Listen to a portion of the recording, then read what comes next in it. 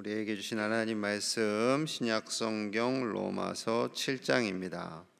하나님의 은혜가 가득한 복된 날 되시기를 축복합니다. 오늘 로마서 7장은 우리가 율법과 결혼한 것이 아니라 예수님과 결혼했음을 선포하고 있습니다. 자, 2절 봅니다. 2절. 남편이 있는 여인이 그 남편 생전에는 법으로 그에게 매인 바 되나 만일 그 남편이 죽으면 남편의 법에서 벗어나느니라. 2000년 전 유대 사회에서 남편이 있는 여인이 살아 있는 동안은 그 남편만을 섬기고 남편을 따라야 했습니다.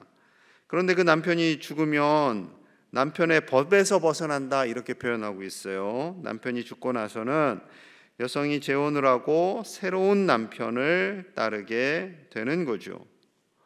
남편의 죽음을 율법과 같이 율법으로 비유하고 있는 거죠. 자, 4절의 일을 설명합니다. 4절 같이 봅니다. 시작. 그러므로 내 형제들아 너희도 그리스도의 몸으로 말미암아 율법에 대하여 죽임을 당하였으니 이는 다르니 곧 죽은 자 가운데서 살아나신 이에게 가서 우리가 하나님을 위하여 열매 맺는 하기로 함이라. 아멘. 율법은 참 비유를 너무 강하게 하셨어요. 죽은 남편과 같다. 이제 그 남편은 죽었다. 그렇다면 이제는 누가 남편이 돼요? 예수님이 우리의 남편이 되는 거예요. 예수님이. 그러면은 과거의 율법은 필요 없었다는 건가요? 그렇지 않아요. 과거의 율법은 옛 남편처럼 그 남편의 역할을 한 거예요. 밖에서 일하고 먹이고 살리고 가정을 위해서 최선을 다했습니다. 그런데 거기까지라는 거예요. 모세를 통해서 준 율법은 거기까지다. 이제는 새로운 남편과 같은 예수님 바라보며 사는 것이다 라는 거죠. 예수님께서 우리를 위하여 십자가에서 모든 죄를 용서하시고 부활의 소망을 주신 그 예수님만이 이스라엘의 남편일 뿐만 아니라 모든 인류의 남편임을 말씀하고 있습니다. 그렇다면 사람들이 궁금해할 거 아니에요. 왜 율법을 주셨어요? 처음부터 예수님을 주시지. 그런데 그렇지 않아요. 절차가 있는 거예요. 절차가. 자, 어떤 기능을 했는지 7절 봅니다. 7절. 그런즉 우리가 무슨 말을 하리요? 율법이 죄냐? 그럴 수 없느니라. 율법으로 말미암지 않고는 내가 죄를 알지 못하였으니 그 율법 곧 율법이 탐내지 말라 하지 아니하였더라면 내가 탐심을 알지 못하였으리라. 이스라엘 백성들 하나님의 법을 전혀 모르는 상황에서는 모세를 통해서 율법을 주신 것이 맞아요. 왜냐하면 어린아이와 같았기 때문에 이스라엘 백성들이. 그래서 율법을 주시고 탐내지 말아라. 탐내는 것은 죄야. 남의 것을 탐하는 것은 죄야. 내 것으로 만족하며 살아야 해 라는 것을 깨닫게 해주신 거죠. 그것이 바로 율법입니다. 율법의 역할이에요. 사단은 죄를 통해서 우리에게 율법을 거스르는 마음을 주었지요. 죄된 마음을 주었어요. 그것을 죄다라고 깨닫게 하는 도구가 바로 율법이었다라는 거죠. 자, 10절 11절입니다. 10절. 생명에 이르게 할 그 계명이 내게 대하여 도리어 사망에 이르게 하는 것이 되었도다. 죄가 기회를 타서 계명으로 말미암아 나를 속이고 그것으로 나를 죽였는지라. 자, 생명으로 이르게 할 그 계명이, 생명을 이르게 해야 할 그 계명이, 문제는 자꾸 죄로 말미암아 나를 정죄하게 한다라는 거예요. 죄를 지었구나. 죄를 지었구나. 죄를 지었구나. 죄가 계속 우리를 속이고 우리를 죽인 것과 다름이 없게 된 거예요. 자, 그런데 분명히 율법도 하나님이 주신 거예요. 그러니 자, 12절에 이렇게 말씀합니다. 이로보건대 율법은 거룩하고 계명도 거룩하고 의로우며 선하도다. 그렇죠. 율법이 아예 필요가 없는 것이 아니라, 아예 잘못된 것이 아니라 분명히 이스라엘 백성들에게 주신 하나님의 법이에요. 그 법이 꼭 필요했어요. 율법을 통해서 이건 죄니까 하나님이 싫어하니까 하지 말아야지 깨달았어요. 그리고 하나님을 예배해야지 죄의 용서를 구하는 희생 제사를 드릴 수 있었던 거죠. 여러분, 여기까지 율법의 기능, 하나님께서 우리에게 말씀을 주시고 죄를 미워하게 하시는 거예요. 죄를 미워하게 하는 거죠. 여러분, 죄를 미워하시는 저와 여러분들 되시기를 축복합니다. 우리 죄와 싸워야 돼요. 예수님의 십자가는 그냥 공짜로 주신 것이긴 한데 여러분, 피값으로 주신 거예요. 왜 피값으로 주셔야만 했냐면 그만큼 하나님께서 죄를 미워하시기 때문에 우리가 죄와 싸워야 하고요. 죄가 우리에게 들어와서 우리를 유혹할 때에 이것은 죄야 라고 결단하라 라는 거죠. 그런데 그것이 의외로 쉽지가 않아요. 그래서 예수님이 오신 거예요. 자, 바울에게 큰 고민이 있었어요. 18절에서 19절입니다. 18절, 내 속 곧 내 육신에 선한 것이 거하지 아니하는 줄을 아노니 원함은 내게 있으나 선을 행하는 것은 없노라. 내가 원하는 바 선을 행하지 아니하고 도리어 원하지 아니하는 바 악을 행하는도다. 선을 행해야지, 죄를 짓지 말아야지 하고 늘 결단을 합니다. 그런데 우리의 마음속에 여전히 죄를 짓고 살아가고 있는 모습을 발견하게 되었다라는 거죠. 여러분, 바울이 이런 자신의 모습을 발견했다면 우리는 얼마나 더 많이 발견하겠어요. 아무리 봐도 바울은 별로 죄도 안 지었을 것 같고 늘 착하게 복음만 전했을 것 같은데 바울의 내면 속에 이런 마음이 있었다니까요. 때로는 사람이 믿고 때로는 정죄하게 되고 스스로를 정죄하게 되고 열등감을 갖게 되고 나는 바보야 막 이러고 그러다 보니 내적인 불안함도 일어나고 갈등도 일어나더라는 거예요. 예배를 드렸어요. 은혜를 받았어요. 그런데 집을 가려고 차에 딱 타려고 하는 순간 보니까 누가 긁고 갔어.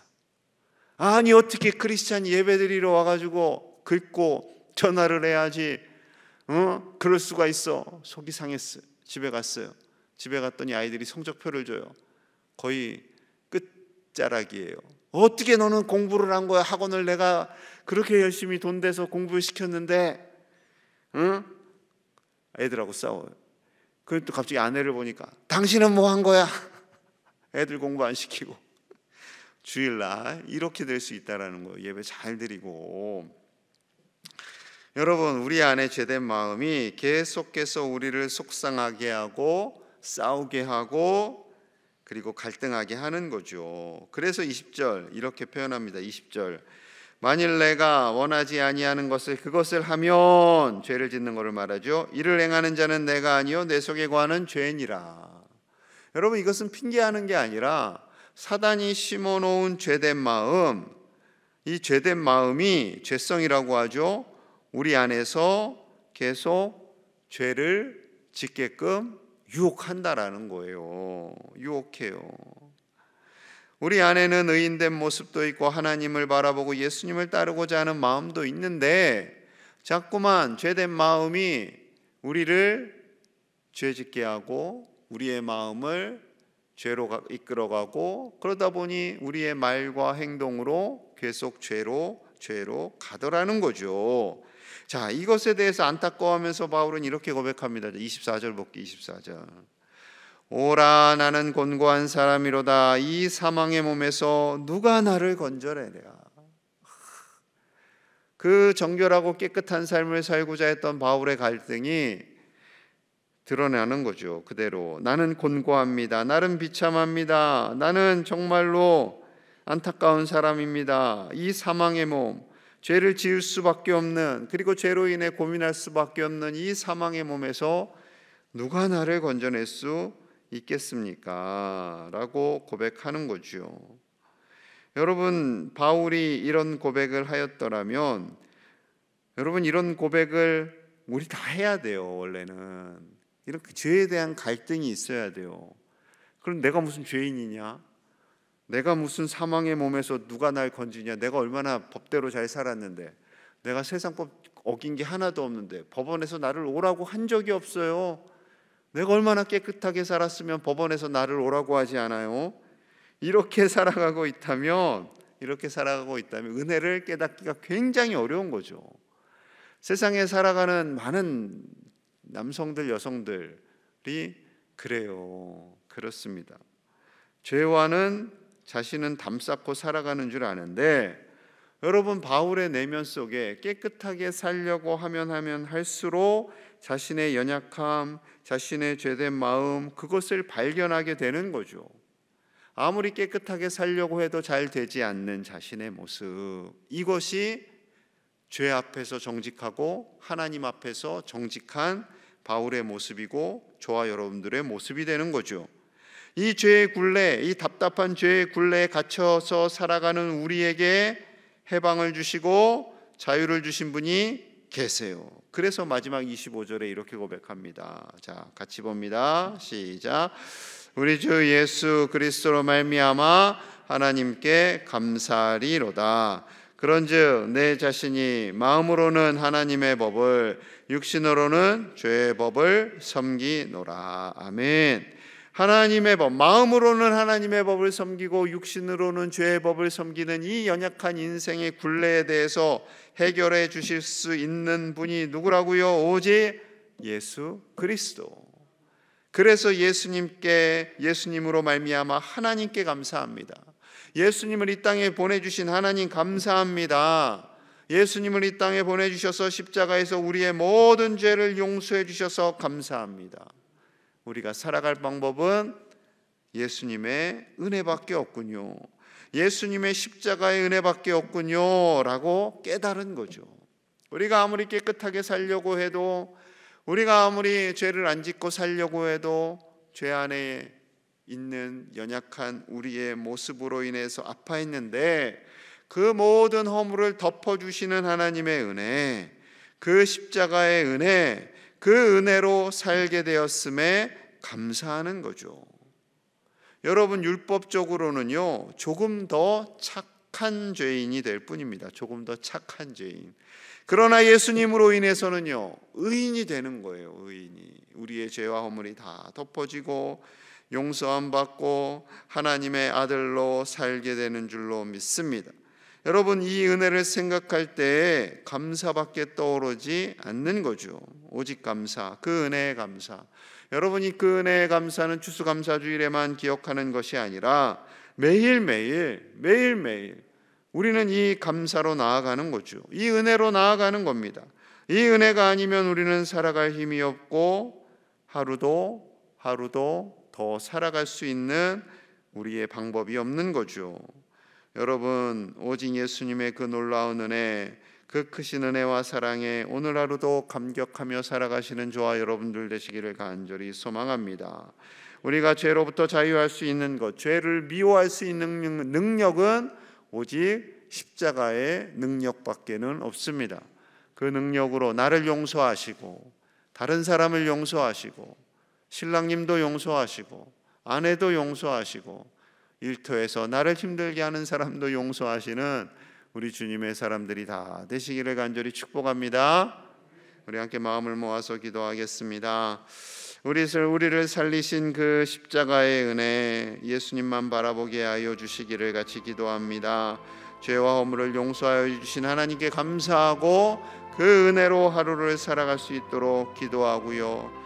때로는 나의 연약함으로 인해 스스로를 미워하고 정죄하였다면 그것까지도 하나님 앞에 회개하며 용서를 구하고 다른 사람들과 더불어 하나님의 화목함을 누리며 살아갈 수 있도록 우리 같이 기도하고요. 이제 성경 통독이 다음 주 12월 6일부터 시작됩니다. 통독을 통하여서 하나님의 말씀을 새기고 그 말씀 안에 사는 우리 제1의 가족들이 되기를, 이제 2023년이 얼마 남지 않았는데요, 한 해를 잘 마무리할 수 있도록 하나님의 은혜를 구하며 같이 기도하겠습니다. 하나님 감사합니다. 비록 죄 안에 거하는 우리이지만 우리를 용서하시기 위해 예수님을 보내주시고 십자가에서 우리를 용서해 주시니 감사합니다. 그 은혜와 사랑만을 기억합니다. 아버지여, 죄와 싸워 이길 수 있는 힘은 십자가로부터 옵니다. 아버지여, 그 십자가의 은혜를 가슴에 새기고 죄와 싸워 이기는 우리 모든 가족들이 되게 하여 주시옵소서. 아버지여, 우리의 입술을 정결하게 하여 주시옵소서. 불평과 원망과 핑계와 저주와 수많은 죄악 속에서 살아가는 우리 입술을 정결하게 하시고 우리 마음을 정결하게 하시고 모든 가족들과의 관계 속에서, 이웃들과의 관계 속에서 하나님의 평화만이 나타나게 하여 주시옵소서. 아버지여, 전쟁터에서 서로를 죽이는 악한 죄악 속에 살아가는 우리입니다. 주여 불쌍히 여겨주시고 용서하여 주시옵소서. 오직 주님의 은혜, 그 십자가의 은혜만 바라봅니다. 주여, 이 세상에 벌어지는 모든 악을 아버지께서 제어하여 주시고 그 악으로부터 우리를 자유케 하여 주시옵소서. 성경을 통독합니다. 아버지여, 말씀을 사모하는 마음을 주시옵소서. 말씀을 사모하는 마음을 주시옵소서. 그리하여 그 말씀을 따라 살게 하시고 오직 말씀, 오직 은혜 안에 거하는 우리가 되기를 원합니다. 성령 하나님 함께하여 주시옵소서. 성령 하나님 함께하여 주시옵소서. 오직 말씀을 따라 살기를 원합니다. 그 말씀이 우리 안에 녹아지기 원합니다.